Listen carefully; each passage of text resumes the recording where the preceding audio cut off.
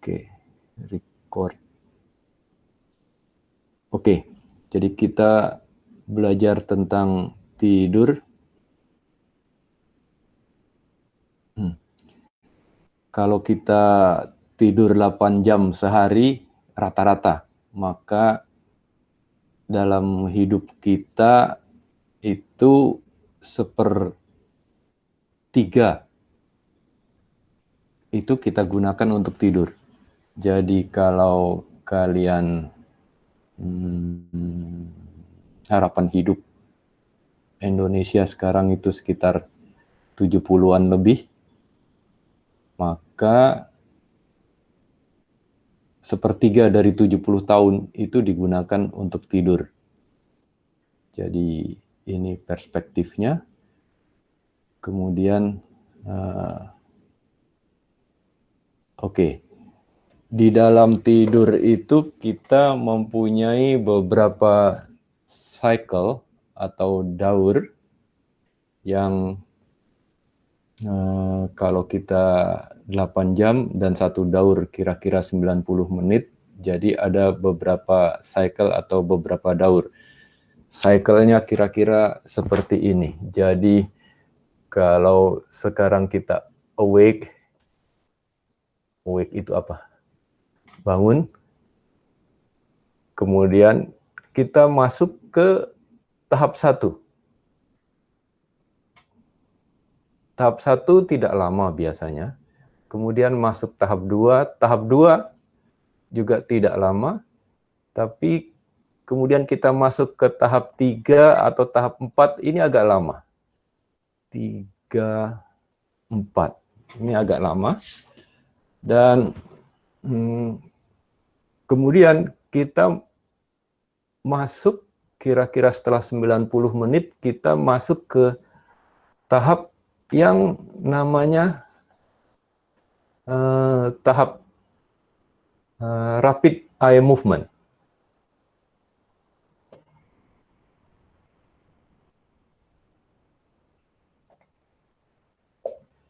Ini juga tidak lama, kemudian masuk lagi ke tahap 1, 2, biasanya tahap 1, 2 tidak bisa dibedakan, kemudian masuk lagi ke tahap 3, 4 tidak bisa dibedakan, demikian seterusnya. Jadi ini ada satu daur, demikian seterusnya. Ini rata-rata 90 menit. Jadi kalau kita tidur 8 jam, ada kira-kira berapa? 1,5. 8 bagi 1,5 berapa? 6 kali? 5-6 kali. Ini satu daur. Ada pertanyaan? Ada pertanyaan? Aldilas?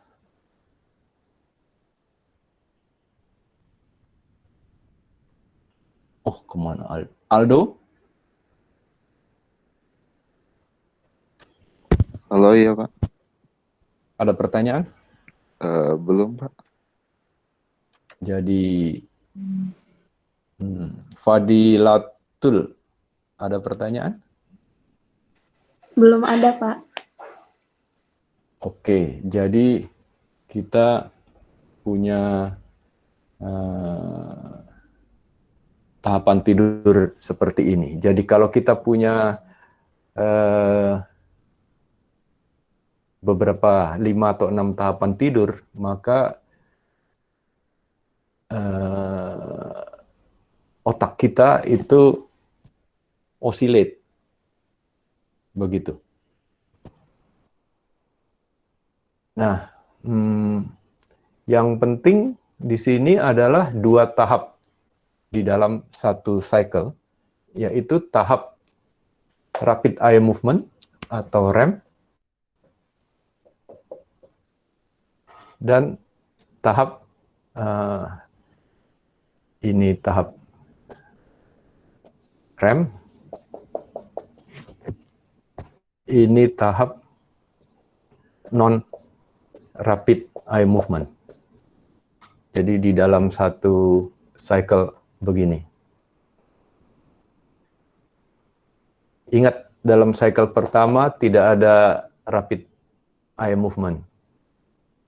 Rapid eye movement baru mulai di cycle kedua. Ada pertanyaan?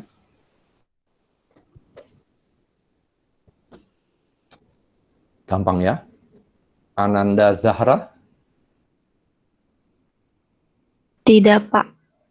Oke. Nah,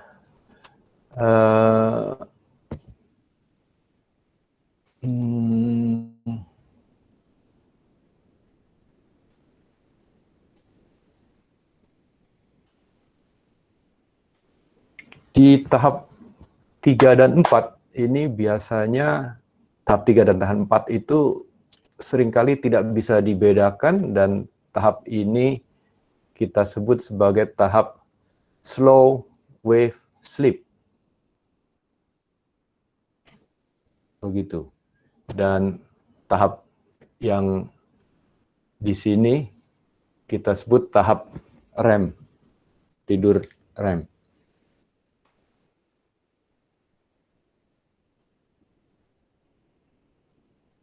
Jadi tahap di 3-4 itu slow wave sleep. Apa sebabnya tahap 3 dan 4 disebut slow wave sleep? Itu karena pada tahap 3 dan 4 itu otak bekerja dalam gelombang yang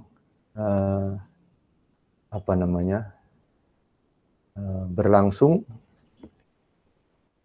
gelombangnya berlangsung lambat, jadi slow wave.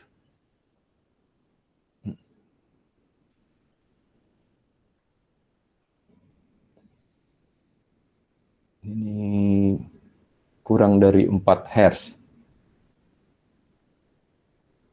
Nah, oke. Jadi sekarang kita bicarakan tahap-tahap 1, 2, 3, dan 4. Tahap 1 itu kalau bahasa Indonesia kita sebut sebagai tahap tidur-tidur ayam. Jadi dari sadar, terus kita mau tidur, itu seringkali kita masih bisa mendengarkan orang berbicara, tapi terus hilang. Nah, hilang itu kita masuk ke tahap 1 yang tidak lama, terus ke tahap 2 juga tidak lama. Kita masih bisa bangun di tahap 1, tahap 2 ini. Tetapi ketika kita masuk ke tahap 3 dan tahap 4, itu seringkali kita, kalau ada gangguan dari luar, itu kita tidak bisa berespon. Jadi tahap 3 dan 4 ini seringkali disebut sebagai tahap deep sleep.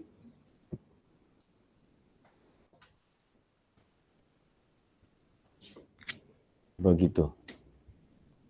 Jadi ini 3, 4 ini tahap deep sleep. Ada pertanyaan?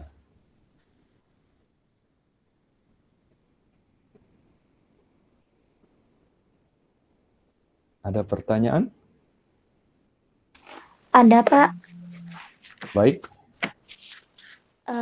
Untuk masing-masing tahapan itu waktunya berapa lama ya, Pak? Misal 1 ke 2, 2 ke 3, 3 ke 4, begitu, Pak? Berbeda-beda tahapnya, dan ini berganti-ganti terus, bergantung kepada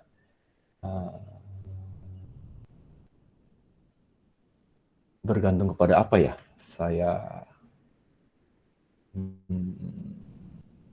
Itu semua adalah kerja otak.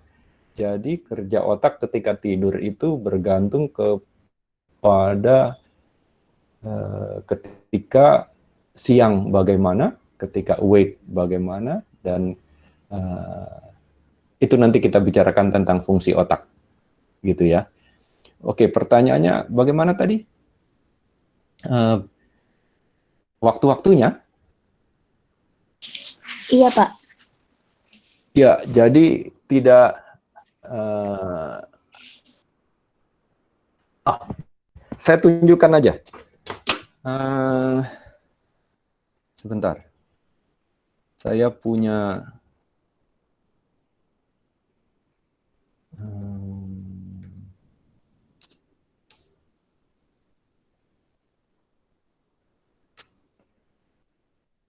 Saya punya gambar.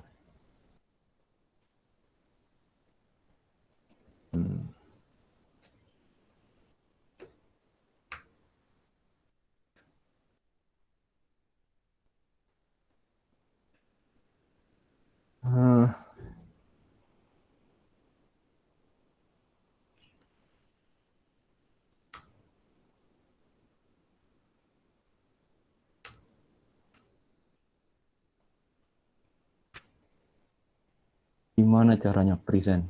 Oke, present. Oke.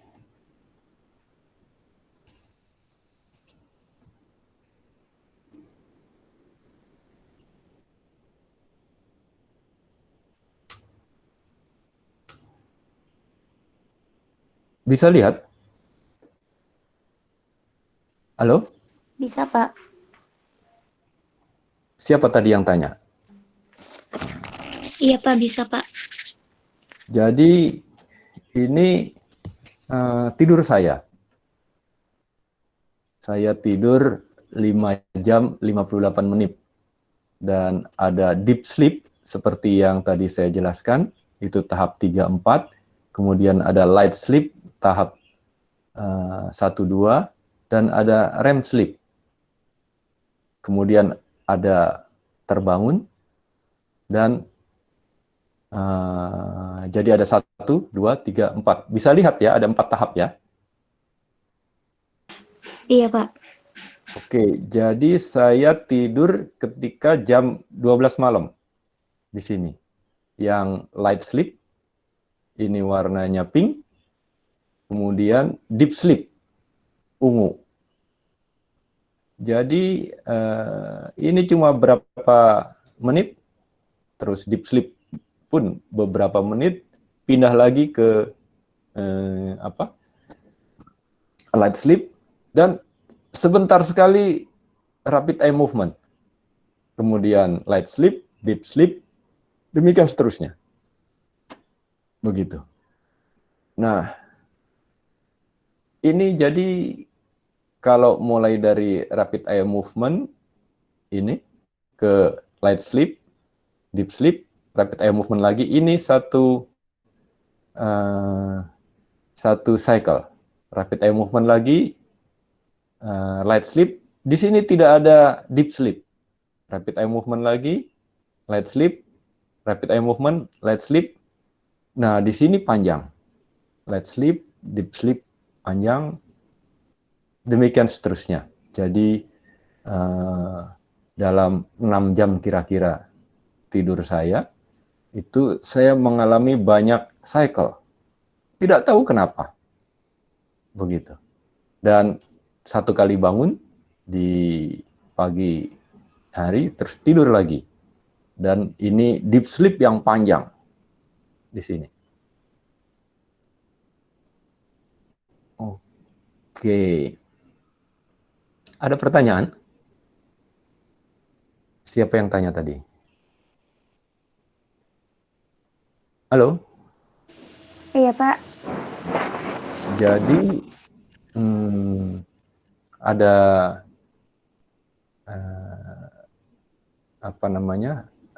light sleep dan deep sleep itu waktunya berbeda-beda. Oke, ada pertanyaan lain?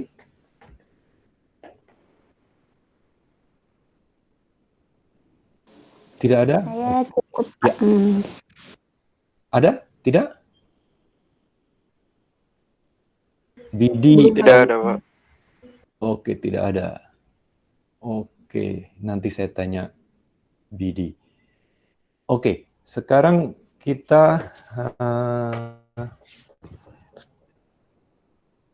lihat. Jadi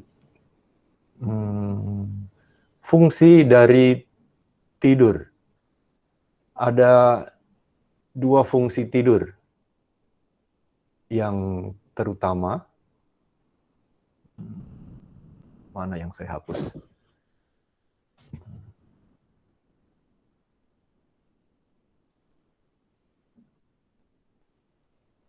Oke.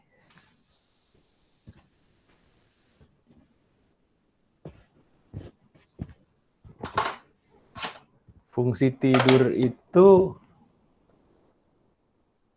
2, 3, atau 4, tetapi kali ini saya akan membicarakan 2. Yang pertama itu adalah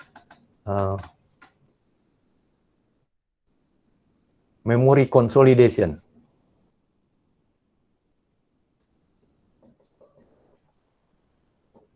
Lalu yang kedua itu tentang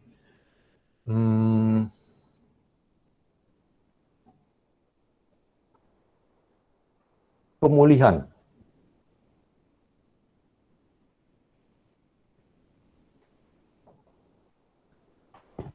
Nah,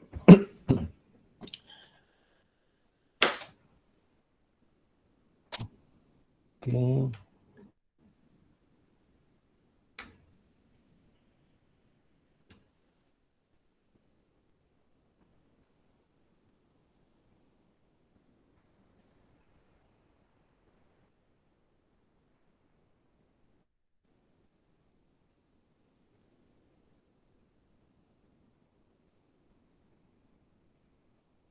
Tidur itu berguna untuk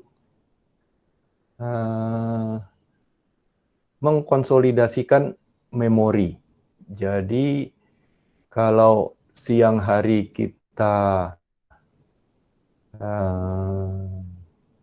bekerja, misalnya pekerjaan Anda adalah mahasiswa, pekerjaan mahasiswa itu belajar, maka tidur adalah tahap untuk mengkonsolidasikan memori. Artinya memori yang kita pelajari itu akan diingat, dipatri di dalam otak. Itu namanya konsolidasi memori. Jadi misalnya kalau di sekolah kalian belajar 5 kali 5 sama dengan 25, maka hasil 5 kali 5 sama dengan 25 itu dikonsolidasikan.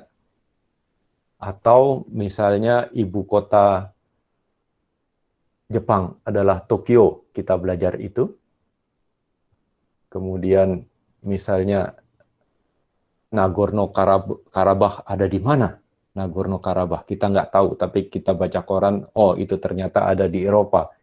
Nah, itu kita punya memory consolidation. Jadi kita belajar. Nah, tahap-tahap utama untuk memory consolidation adalah di tahap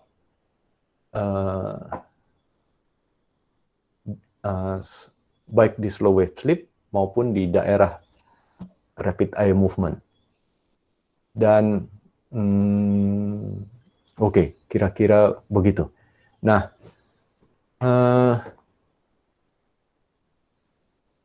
ada studi yang menunjukkan bahwa kalau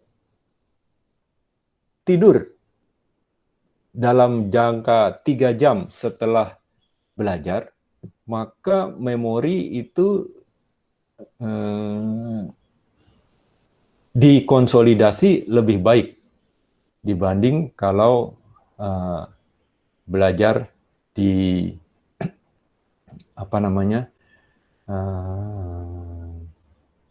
jauh sebelum tidur. Jadi kalau kalian pernah dengar ada istilah SKS, itu sekali sekali kebut semalam, itu jadi besok mau ujian, belajarnya baru malam ini, itu ada benarnya. Tetapi sudah tentu untuk berbagai hal, berbagai pelajaran, seringkali memori yang dipelajari dalam jangka sependek itu, biasanya memori itu dengan berjalannya waktu akan hilang. Ada pertanyaan?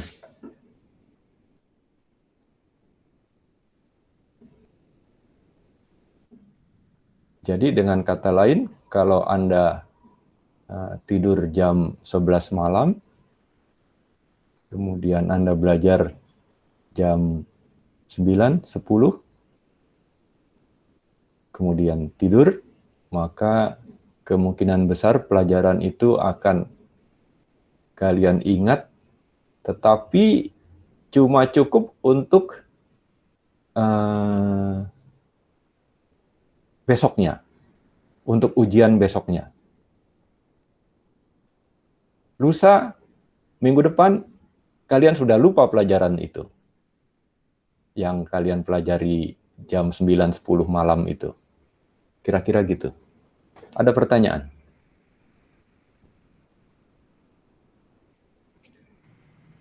Ada Belum, pertanyaan? Pak, Siapa? belum ada, Pak. Belum ada. Oke. Jadi ada konsolidasi memori. Nah, selain konsolidasi memori, sudah tentu Anda pengalaman sehari-hari itu seringkali Anda mengalami kilasan memori yang kita sebut sebagai mimpi.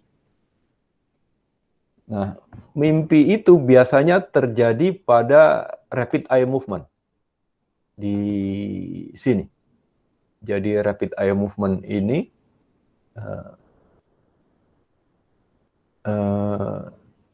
saat ketika seseorang bermimpi.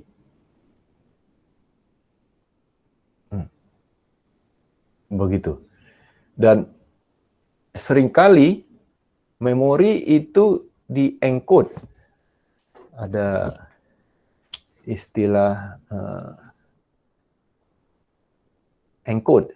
Jadi kalau kalian tahu ada code, coding itu encode. Setelah dia coded, maka ada istilah lain yang namanya decode.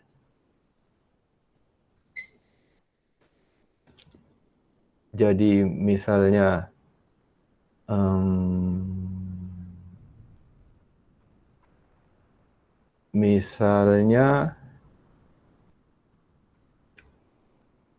ada memori yang kita encode sebagai bentuk ini. Tahu bentuk apa itu? Ada yang tahu ini bentuk apa?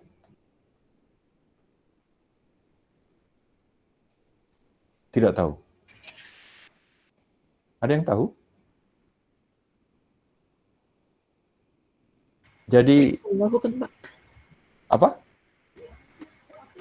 Bukan ya, Pak. Bukan Trisula ya, Pak.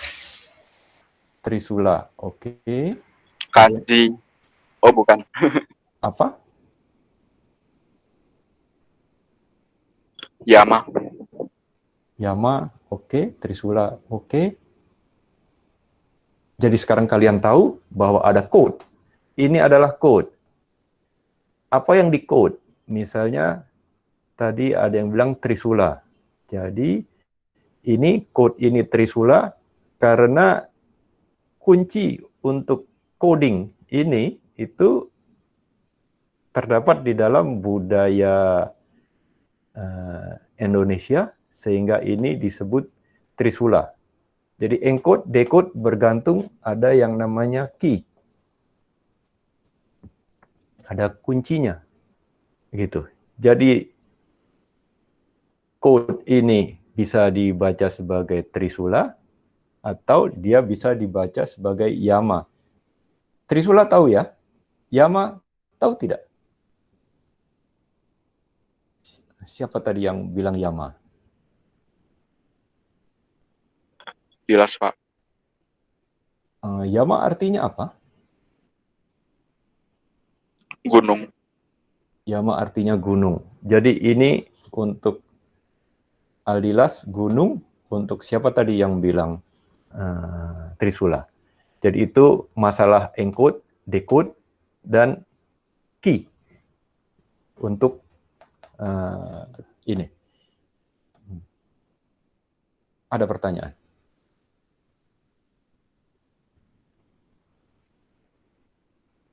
Ada pertanyaan? Encode, decode, key.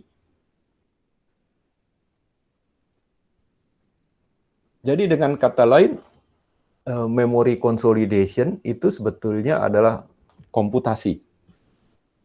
Encode, decode, key, dan segalanya. Jadi tidur itu berfungsi untuk encode memori ke dalam otak.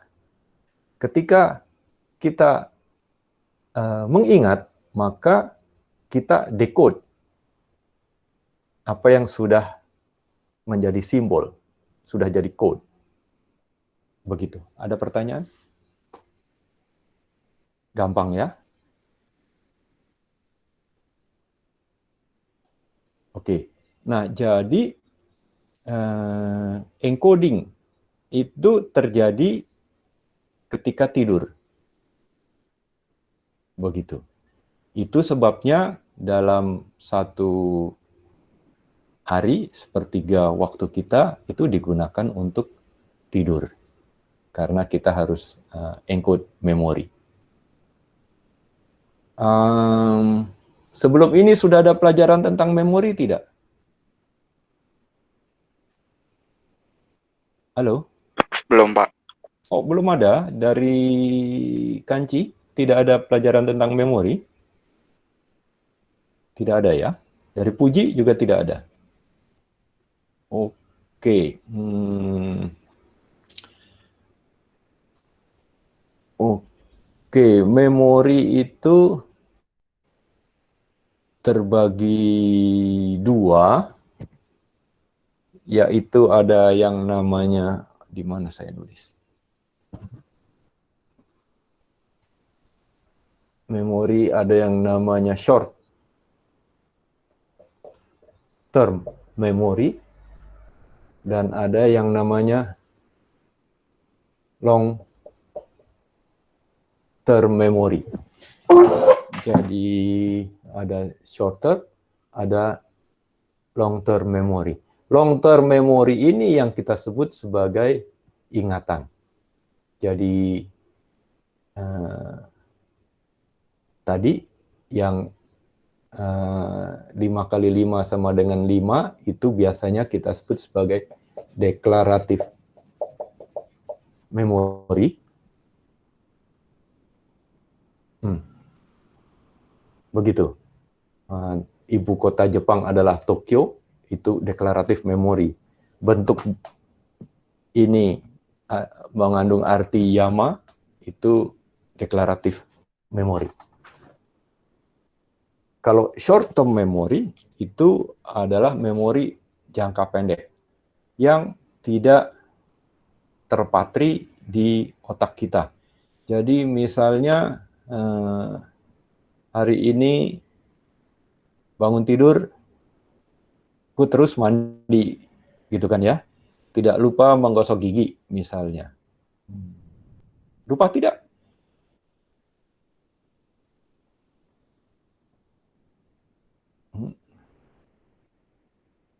Seringkali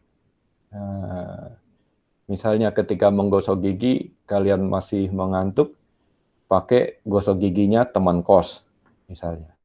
Itu terjadi. Jadi karena short term kita tidak tahu kalau kita menggunakan pasta gigi tetangga kita. Itu short term memory. Jadi short term memory itu adalah memori yang kita gunakan untuk kehidupan sehari-hari. Begitu. Jadi short term memory. Nah, short term memory seperti itulah yang juga kita pelajari. Misalnya sekarang tadi mempelajari, oh ini Trisula, oh bukan, ini Yama. Jadi memori kita yang tadinya cuma punya Trisula bertambah dengan Yama. Yang tadinya cuma punya Yama bertambah dengan Trisula. Begitu. Jadi short term, kemudian menjadi long term. Begitu. Kalau itu dikonsolidate di saat tidur. Gitu. Ada pertanyaan? Sudah 35 menit.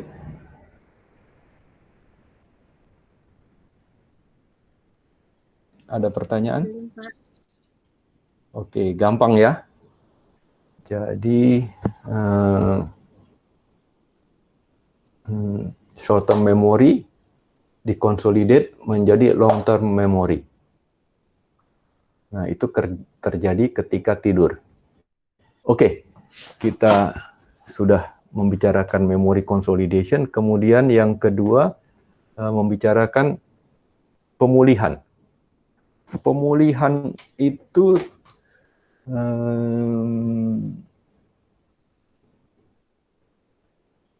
ada dua. Yang pertama pemulihan di somatik di badan, dan yang kedua pemulihan di otak. Kalau pemulihan somatik itu misalnya kalau siang hari bekerja keras, misalnya insinyur yang dia membangun rumah, dia harus menggotong barang-barang, ototnya bekerja keras, maka ketika tidur dia memulihkan tubuhnya. Ini fisiologi di kelas TPB, misalnya kalau energi kita terus-menerus diambil, maka respirasi akan mengambil jalan yang kalau tadinya respirasi aerob menjadi respirasi anaerob, sehingga timbul asam laktat. Dan asam laktat terkumpul di tubuh, maka ketika tidur asam laktat ini akan dibawa oleh darah ke hepar, ke hati, dan dihancurkan di hati. Jadi ada pemulihan di tingkat otot. Itu somatik. Lalu yang ada pertanyaan? Cindy Deviani? Kalau mau nanya. Cindy tidak ada? Tidak ada, Pak. Terus tadi ada yang laki-laki, siapa tadi? Jelas, Pak. Kemudian kalau misalnya itu untuk yang habis kerja, ada orang yang habis kerja tidur bugar. Tapi sometimes kalau misalnya orang ini kerjanya kayak lebih intens gitu, misal kayak habis workout, habis mati-matian gitu, biasanya malah bangunnya itu bukannya makin enak, malah makin sakit Pak badannya. Itu kayak saya kan pernah baca itu karena ada pemulihan ya dari sel-sel otot yang rusak. Tapi kenapa kok setelah pemulihan itu bukannya malah enak tapi malah sakit, dan rasa sakitnya itu dianggap normal gitu loh Pak. Terima kasih. Jadi otot badan kita, otot butuh pemulihan. Pemulihannya harus cukup. Kalau pemulihannya tidak cukup, jadi ya tetap sakit. Begitu.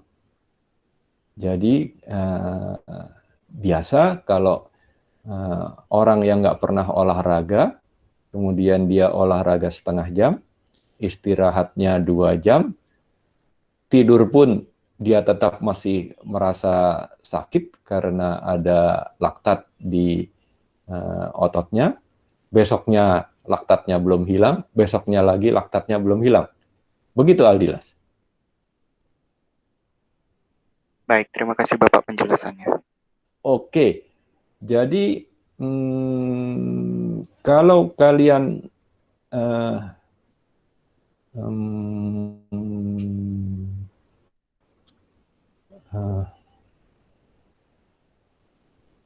berlatih dalam exercise, misalnya lari, jogging, atau skipping, atau yang lain-lain, maka ada intensitas. Nah, kalau intensitasnya tinggi, maka kalian akan mengalami yang saya katakan tadi. Nah, jadi kalau kalian punya pelatih, maka pelatih kalian akan melatih, misalnya untuk jalur prestasi, pelatih kalian akan melatih untuk laktat tolerance. Jadi intensitasnya akan tinggi dan laktatnya akan semakin banyak, tapi itu dibuat sengaja supaya tubuh kita tolerate laktat. Sampai nanti dengan latihan berminggu-minggu, berbulan-bulan, maka latihan intensitas tinggi pun tidak terasa laktatnya. Kira-kira gitu. Dan ini juga berhubungan dengan tidur. Ada pertanyaan lain?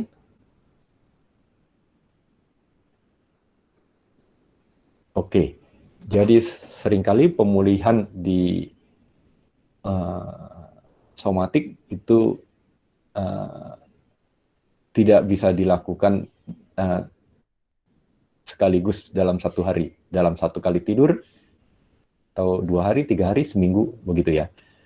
Oke, lalu kalau itu pemulihan di otot, maka ada pemulihan lain, yaitu pemulihan di otak. Tetapi pemulihan di otak ini informasi baru. Jadi pemulihan di otak ini baru, coba saya cari dulu.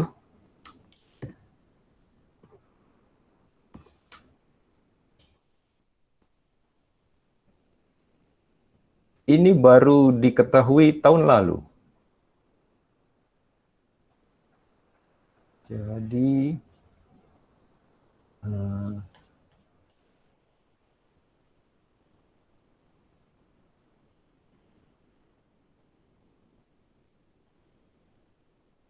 oke, saya tunjukkan ke kalian. Ini adalah informasi baru, jadi saya pun tidak begitu paham tentang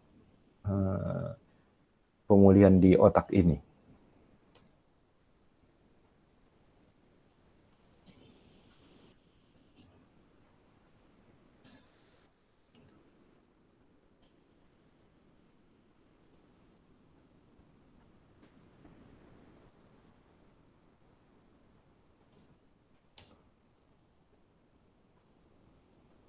Sudah bisa lihat ya?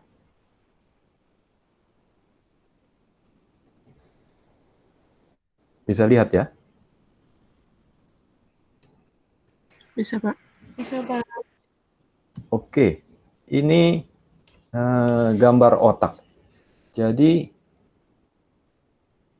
kalau ini otak, ini korteks, ini batang otak yang di bawah sini, maka otak dengan tengkorak, di antara keduanya itu ada cerebrospinal fluid, CSF. Ini, cerebrospinal fluid. Ini. Cerebrospinal fluid ini itu masuk ke kepala kita. Kemudian dia keluar lagi dari kepala kita. Dan keluar masuknya cerebrospinal fluid itu, jadi ini, cerebrospinal fluid masuk. Gambar ini adalah yang di sini. Ini cerebrospinal fluid. Ini masuknya, coba kalian lihat di sini. Ini ada inflow. Kemudian dari gambar ini, dari slide 1, slide 2, slide 3, ini dipotong-potong di sini. Kita bisa melihat bahwa dari daerah sini, masuk ke sini, masuk ke sini, masuk ke sini. Gitu ya? Paham? Jadi cerebrospinal fluid bisa masuk, kita bisa detect dia keluar juga. Nah, masuk keluarnya itu berkaitan dengan slow wave sleep. Jadi ketika otak slow, maka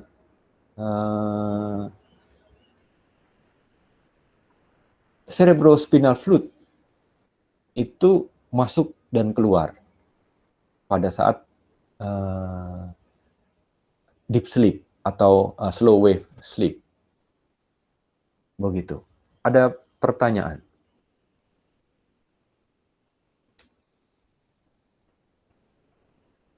Ada pertanyaan? Masih kurang paham, Pak. Oke, kalau misalnya keluar masuk, proses dalam tanda kutip healingnya itu dari mana ya, Pak? Boleh minta tolong dijelaskan kembali. Apanya? Proses apa? Healing, apa kayak istirahatnya gitu loh, Pak. Oke. Coba perhatikan gambar ini. Jadi di daerah ini slow wave sleep. Ini kalau total 90 menit slow wave sleep itu panjang. Di sini. Ya. Sehingga ketika slow wave sleep itu, maka tadi kalian lihat ada istilah namanya cerebrospinal fluid.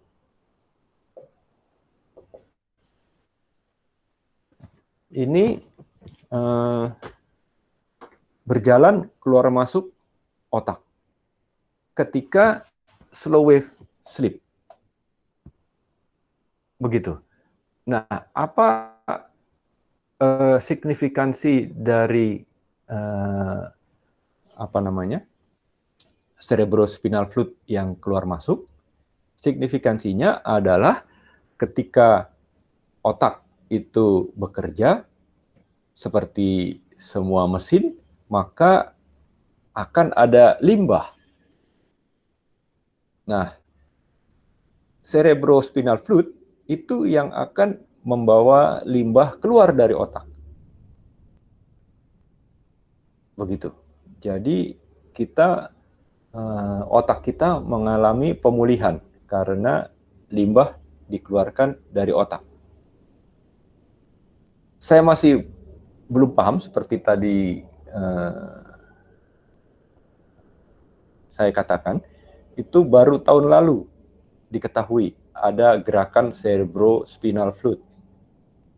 Jadi gerakan ada fluid yang keluar masuk otak dan itu terjadi pada slow wave sleep, itu baru diketahui tahun lalu. Saya masih belum paham mekanismenya. Tetapi ini adalah ilmu baru, jadi saya sampaikan ke kalian. Begitu. Jadi intinya adalah bahwa ada cairan keluar masuk otak dan cairan itu membantu membersihkan otak. Begitu. Ada pertanyaan? Karena tadi Bapak kebetulan juga bilang itu terkait sama siklus tidur ya Pak. Berarti tadi kan Bapak bilang ya, siklus tidur itu dibagi menjadi beberapa siklus. Dari yang ini siklus dari yang tidur ayam-ayam doang, kemudian yang apa tadi yang kedua itu Pak, yang tempat pertukaran spinal fluid tadi, kemudian ada REM, kemudian yang fase sesudah REM. Dan dari siklus dari awal sampai terakhir yang Bapak jelaskan tadi, yang paling esensial ada supaya tidur ini bisa dianggap berkualitas itu adalah apa? Terima kasih. Jadi ini siklusnya, ini satu siklus. Ini satu siklus. Jadi pertama tahap 1, tahap 2, tahap 3, tahap 4. Tahap 3, tahap 4 itu disebut deep sleep atau slow wave sleep di sini. Kemudian di tahap yang lain itu adalah REM, rapid eye movement di sini. Rapid eye movement cuma sebentar sekali. Tidak 1, 2, tidak sampai 5 menit. Tetapi light sleep dan slow wave sleep ini panjang. Ini yang panjang. Begitu. Jadi di dalam satu daur itu ada rapid eye movement dan ada non rapid eye movement. Nah, berkaitan dengan kualitas tidur, maka rapid eye movement dan slow wave sleep-nya harus cukup. Jadi 2 itu. Karena di rapid eye movement kemungkinan terjadi konsolidasi memori paling utama, dan di slow wave sleep itu terjadi pemulihan. Kira-kira gitu. Begitu saya menjawab, Aldilas. Oke, cukup menjawab Pak. Terima kasih Pak. Oke, jadi tadi kelihatannya Aldilas mengira bahwa tahap 1, 2, 3, 4. Nah, itu tahap, bukan daur. Kemudian tahap ini naik lagi REM, balik lagi 1, 2, 3, 4. Nah, jadi berdaur. Satu daur, satu siklus ini terdiri dari REM dan non-REM. REM dan non-REM. Begitu. Non-REM-nya itu ada light sleep dan ada deep sleep atau slow wave sleep. Begitu. Yang penting adalah di slow wave sleep. Begitu. Ada pertanyaan? Bapak, mohon maaf. Bukan pertanyaan sih sepertinya karena masih share screen, jadi di saya sih kelihatannya papan tulisnya terbalik, Pak. Karena Bapak share screen.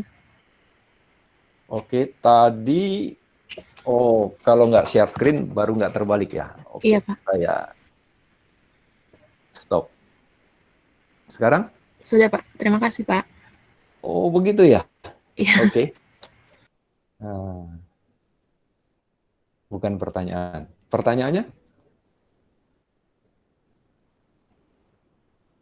Ada pertanyaan? Oke.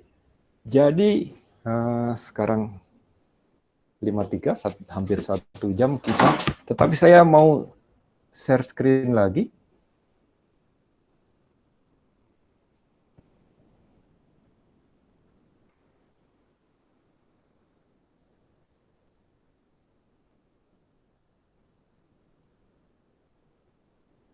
Kelihatan?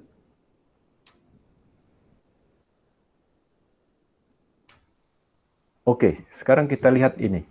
Kelihatan ini? Terlihat, Pak. Kelihatan, Pak. Jadi kalau kalian lihat ini tidur saya, itu ini REM, Rapid Eye Movement. Ini light sleep, yang pink. Yang ungu, deep sleep. Itu terpecah-pecah di sini. Padahal kan tadi saya bilang satu daur itu kira-kira 90 menit. Tetapi di sini satu daur cuma beberapa menit, begitu. Nah, jadi tidur saya terpecah-pecah di sini.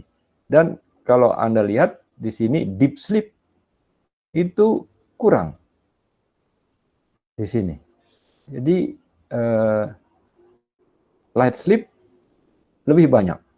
Jadi kalau pertanyaannya tadi kualitas tidur, maka pemulihan saya kurang karena pemulihan terjadi di deep sleep di sini, bukan di light sleep. Begitu. Tetapi saya banyak mimpi yang tidak saya ingat lagi. Jadi begitu. Ada pertanyaan?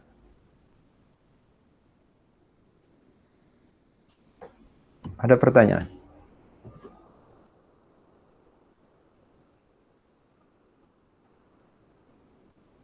Oke, jadi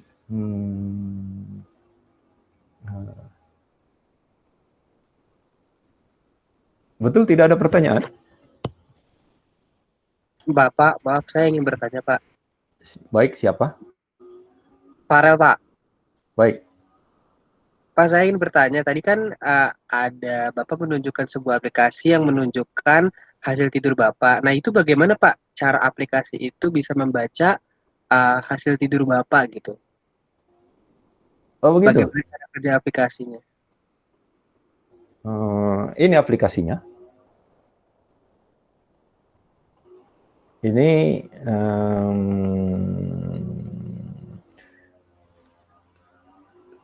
saya mencoba beberapa aplikasi, mulai dari yang murah sampai yang 100 kali lipat lebih mahal. Jadi yang saya dapatkan yang harganya cuma 150.000 itu adalah ini.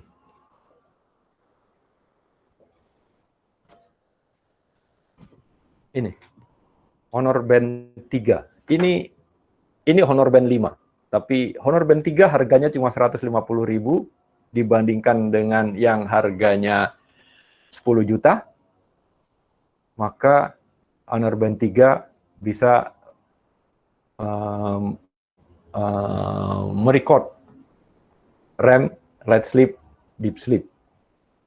Begitu. Jadi itu lebih baik daripada yang harganya 10 juta. Ini menjawab pertanyaanmu? Cara kerja aplikasinya Pak, supaya bisa membaca kerjanya itu gimana Pak? Atau dibaca melewati apa gitu? Ini pakai aja. Berarti ditempel di tangan, terus dia di tangan bisa membaca ayat tidurnya itu karena apa Pak? Ajaib ya? Iya. Ya. Saya jadi ingat.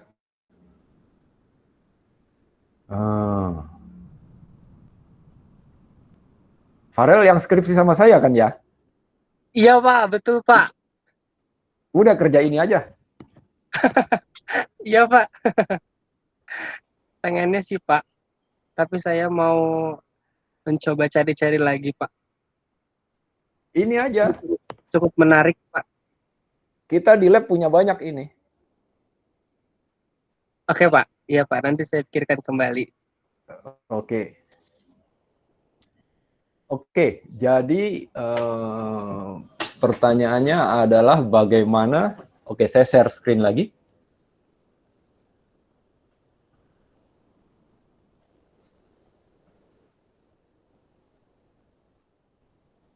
Sudah lihat?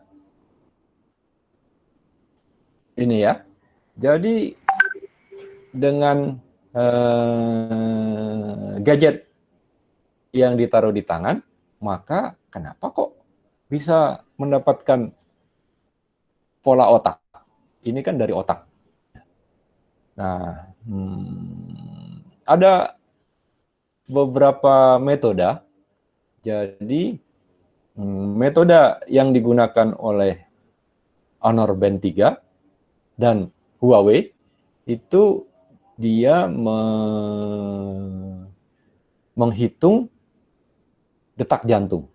Jadi detak jantung dia hitung, kemudian ada detak jantung itu model matematikanya gelombang sinus. Jadi dengan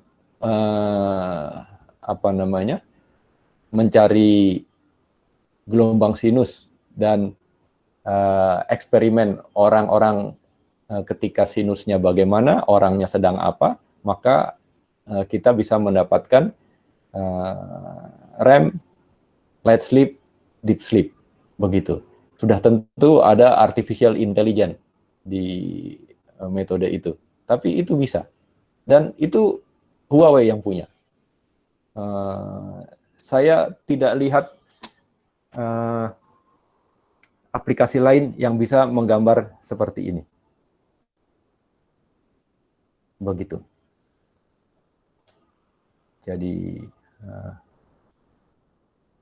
harganya murah, 150.000, Anda bisa tahu kualitas tidur Anda.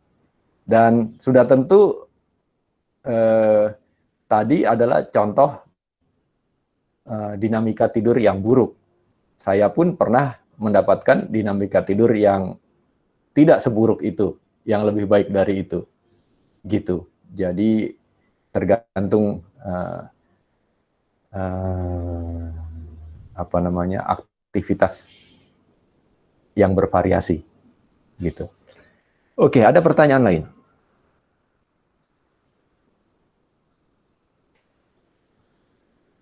Oke, kalau tidak ada, saya kira kita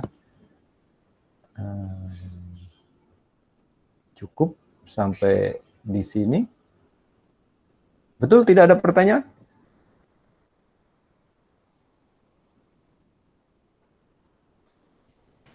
Pak, izin bertanya.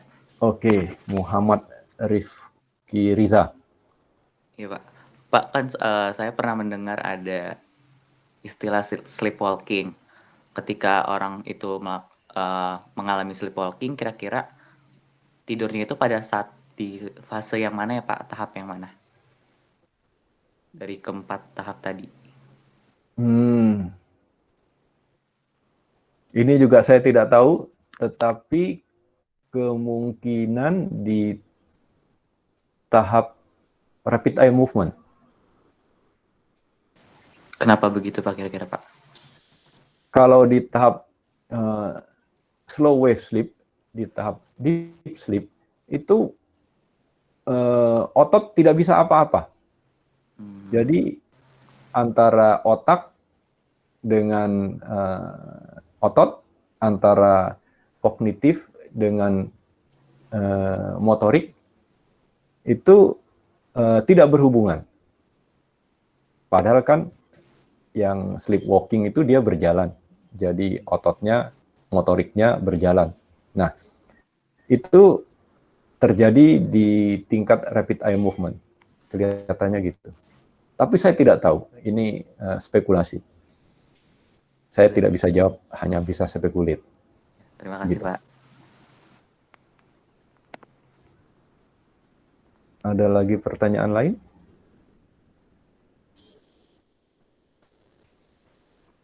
Saya kira ada temanmu yang mempelajari lucid dream. Ada lagi lucid dream? Risma mau tanya apa? Pak, saya kira-kira ada nggak sih Pak faktornya itu yang kayak nentuin, oh kalau seseorang tuh siklusnya kayak gini, yang lain siklusnya kayak gitu, kayak ada faktor tertentunya nggak sih Pak? Apa belum diketahui atau gimana? Kalau faktor-faktornya itu tadi saya sudah sebutkan exercise. Jadi apakah exercise-nya berat atau ringan? Jadi ketika siang otot bekerja keras atau tidak. Sudah tentu selain otot itu juga berkaitan dengan kognitif, belajar. Kemungkinan ada perbedaan antara mahasiswa, pelajar dengan yang non-mahasiswa, pelajar. Kemudian yang saya lihat, kalau saya lihat dari gambar yang saya tunjukkan ke kalian tadi, itu kan punya saya. Itu berbeda dengan milik orang lain. Dan perbedaan saya dengan orang itu kelihatannya soal umur. Jadi kemungkinan umur juga berbeda. Tapi saya tidak tahu hal ini. Karena kebanyakan penelitian itu dilakukan di laboratorium dengan menggunakan detektor yang terkontrol, artinya mahal. Dan di Indonesia saya lihat cuma ada 1 atau 2 laboratorium untuk tidur, dan itu biasanya untuk komersial, itu mahal. Gitu. Sedangkan 2-3 tahun terakhir ini kita bisa menggunakan mobile gadget yang murah. Nah, ini opportunity buat kita. Gitu. Jadi faktor-faktornya apa, kita bisa meneliti. Tapi 3 tadi itu kemungkinan faktor utama. Gitu ya, Risma. Oke, baik Pak. Terima kasih ya Pak. Oke. Ada pertanyaan lain?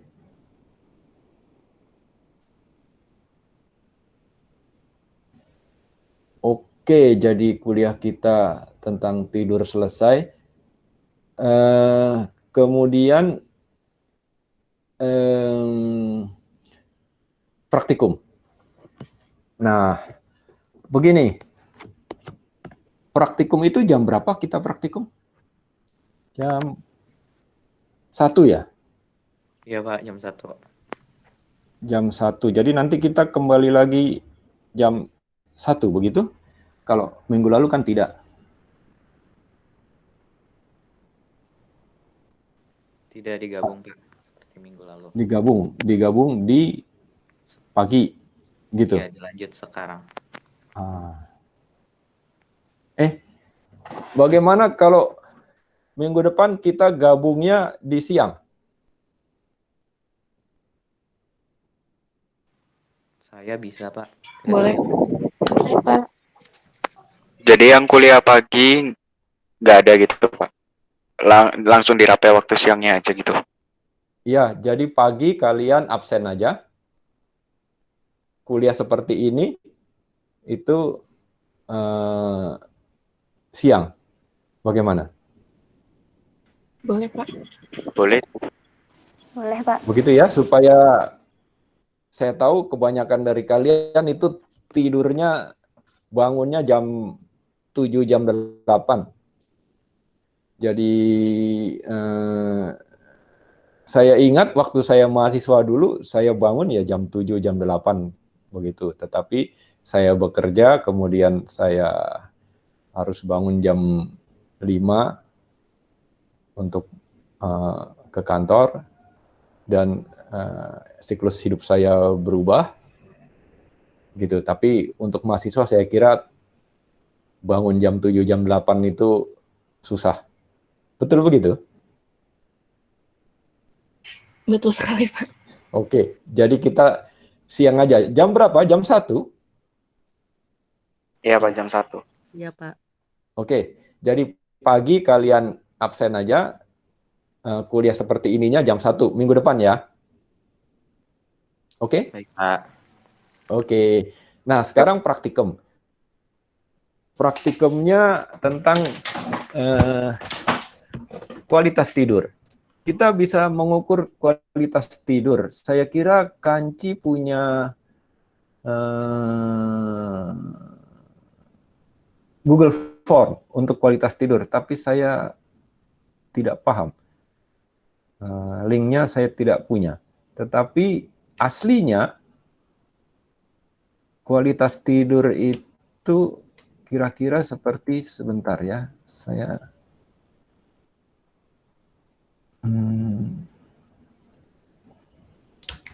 SQI, Pittsburgh Sleep Quality. Jadi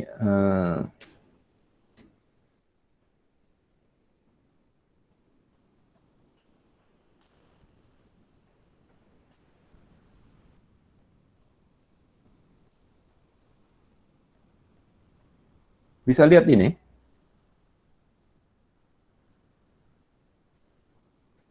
Bisa lihat? Bisa, Pak. Bisa, Ini Pak. indeks kualitas tidur yang dibuat di Pittsburgh University. Jadi kita sebut sebagai Pittsburgh Sleep Quality Index. Jadi ini ada Niluh Kartika IPB yang kebaca itu. Ada? Iya, Pak. Halo. Ya. Tolong baca mulai dari atas. Indeks kualitas tidur Pittsburgh PSI. Petunjuk. Pertanyaan-pertanyaan berikut ini berkaitan dengan sifat-sifat tidur Anda selama sebulan terakhir ini saja. Jawablah setepat-tepatnya menurut kebiasaan Anda sehari-hari, tanpa mempertimbangkan hal-hal insidentil, misalnya ronda di RT. Paham? Halo, Niluh, paham?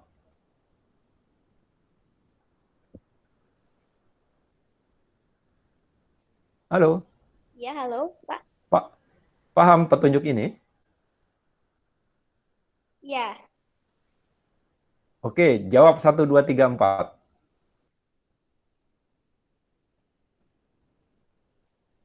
Ayo baca. selama sebulan ini, yang pertama, jam berapa biasanya Anda berangkat tidur? Jam berapa? Jam 10. Baik. Yang kedua, berapa menit Anda butuhkan untuk jatuh tertidur? Tidak tentu, Pak. Kadang sampai sejam lebih baru bisa tidur. 60 menit. Ya. Ketiga, jam berapa biasanya Anda bangkit dari tempat tidur? Jam 6.30. Yang keempat, berapa menit Anda terjaga sebelum bangkit dari tempat tidur? 30 menit. Baik.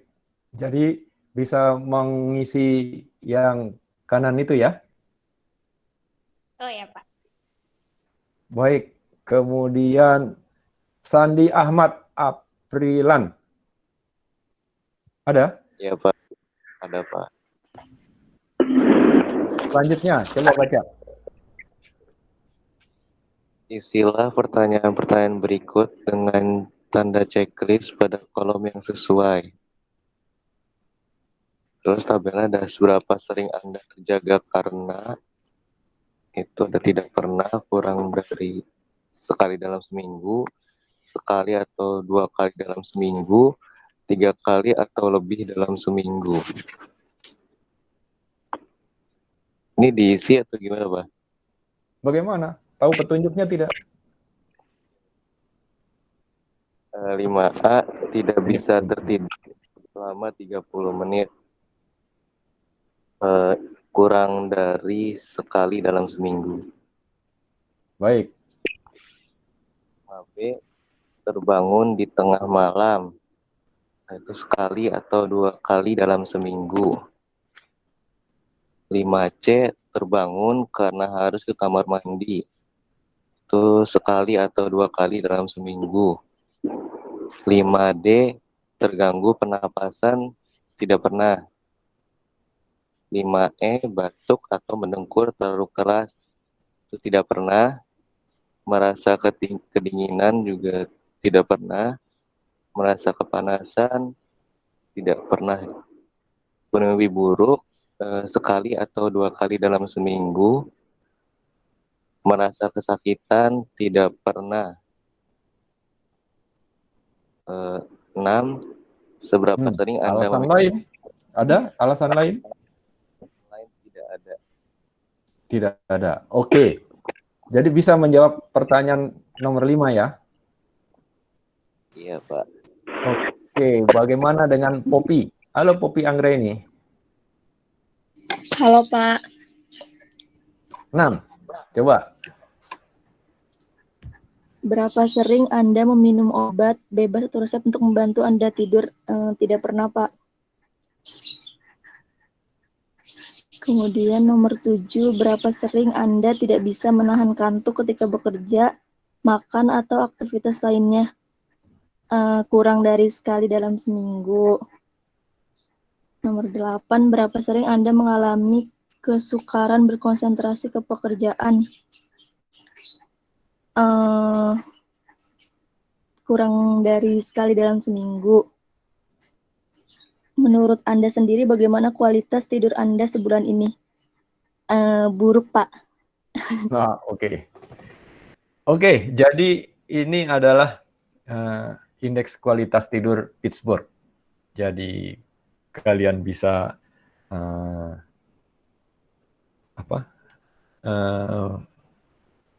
mengevaluasi kualitas tidur Anda sekalian dari ini. Nah,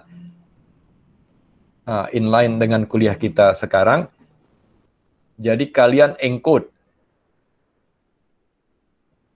Misalnya jam berapa tidur ini gampang, 1, 2, 3, 4 gampang, tapi 5 tidak bisa tertidur dalam 30 menit, tidak pernah terbangun di tengah malam sekali atau 2 kali dalam seminggu. Jadi encode-nya begitu, decode-nya bagaimana gitu kan ya? Oke, decode-nya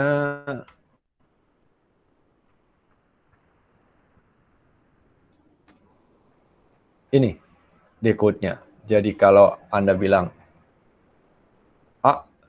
bisa lihat, tidak bisa ya? Tidak, Pak. Saya stop sharing.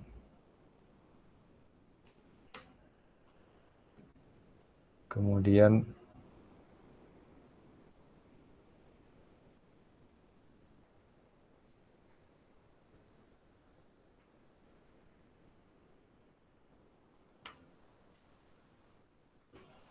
bisa kelihatan? Bisa, Pak. Jadi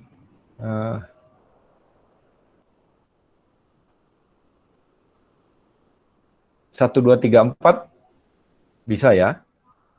Tetapi untuk pertanyaan 5, kalau tidak pernah skornya 0. Kalau kurang dari sekali dalam seminggu skornya 1.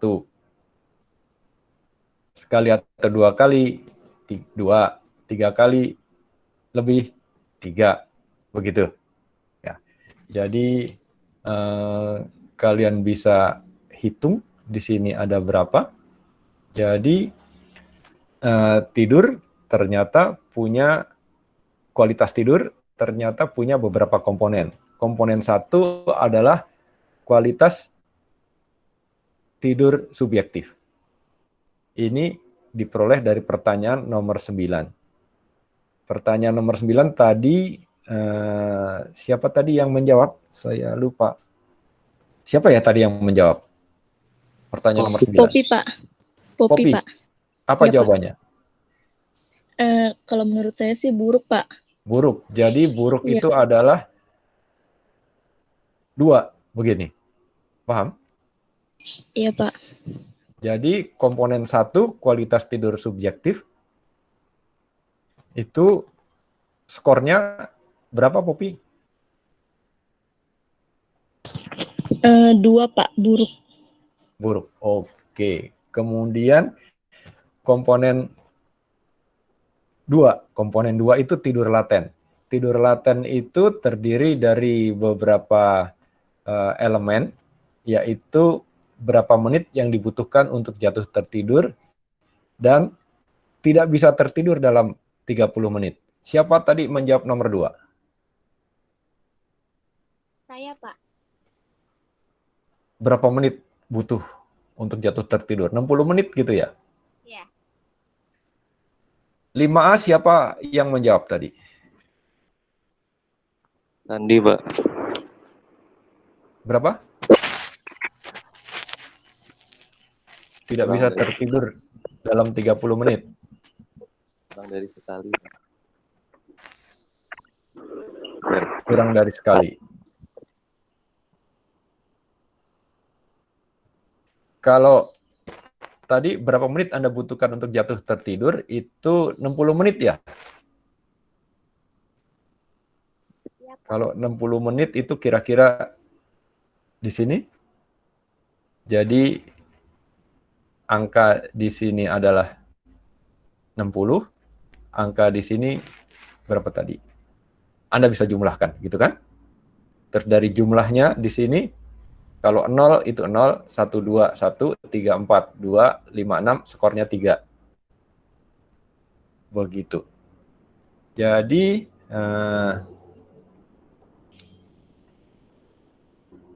oke, Anda bisa, apa namanya, menghitung ini semua. Bisa tidak? Bisa ya? Bisa, Pak.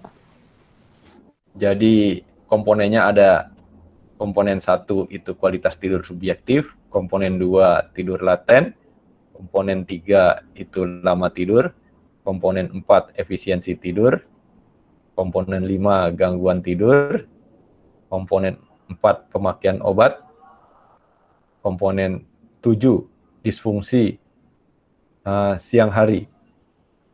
Begitu. Dan ini penting karena pertanyaan untuk disfungsi siang hari itu adalah berapa sering Anda tidak bisa menahan kantuk ketika bekerja, makan, atau aktivitas lainnya. Jadi di kelas itu kalian sering tidur kan ya?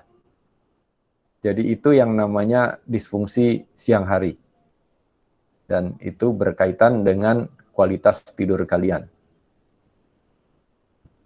Juga pertanyaan nomor 8, berapa sering Anda mengalami kesukaran berkonsentrasi ke pekerjaan?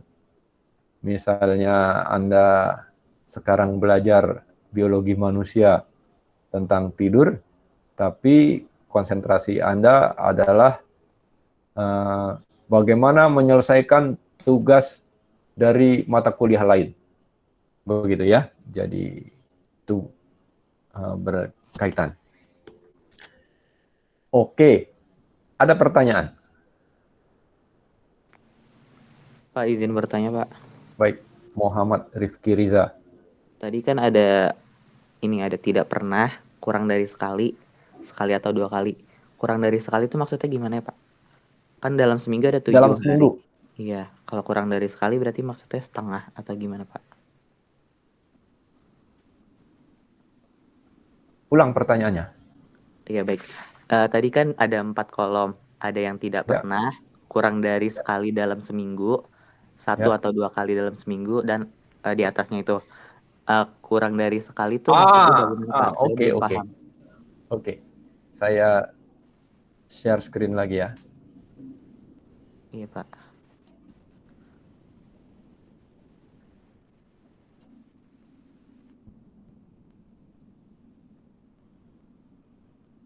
Kelihatan? Terlihat, Pak. Tidak pernah, kurang dari sekali. Begitu maksudnya? Iya, yang kurang dari sekali itu gimana, Pak? Dalam seminggu kan ada 7. Kalau pernah merasakan kan berarti sekali. Kalau kurang dari Baik. sekali itu gimana, Pak? Baik. Ini selama sebulan terakhir. Sebulan ada berapa? 30. Ada 30. Oke. Seminggu ada 7. Ada 7. Jadi nggak setiap, kalau sekali dalam seminggu berarti dalam sebulan ada berapa? Sekali juga. 4 kali. 4 kali. Jadi kalau dalam 1 bulan kurang dari sekali gitu, Oh, dalam seminggu. paham Pak. Oke. Terima kasih Pak. Oke. Ada pertanyaan lagi?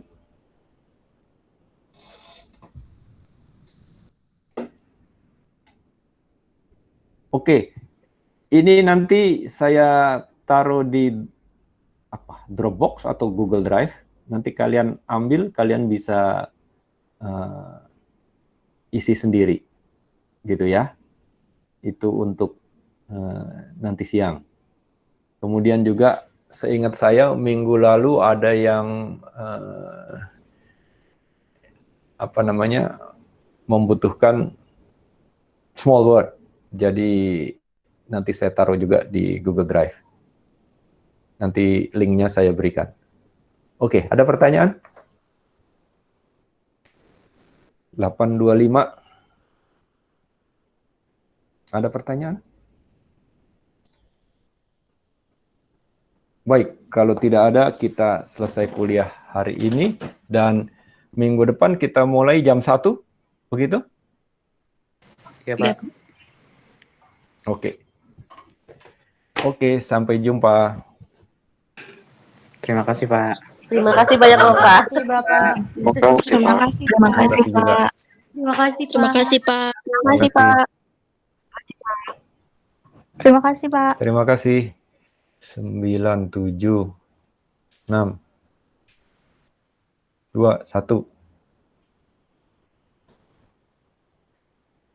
Deswita. Oke.